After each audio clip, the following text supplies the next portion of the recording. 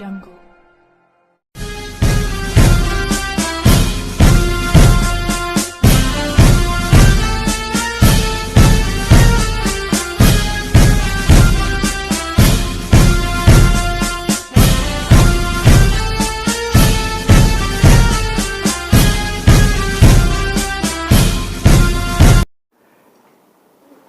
एकवीस ऑगस्टला सकाळी 11 वाजता सांगली येथे शक्तीपीठ महामार्गात जी गावं बाधित होणार आहेत त्यांच्यावरचं संकट दूर करण्यासाठी, त्या शक्तीपीठाचा रस्ता रद्द होण्यासाठी आपण हजारोच्या संख्येने हजर राहा.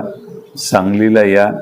सांगलीमध्ये सरकारला आपल्या सगळ्यांची त्याबद्दलची नापसंती व्यक्त करण्यासाठी हजारोच्या संख्येनं आपण उपस्थित राहावं.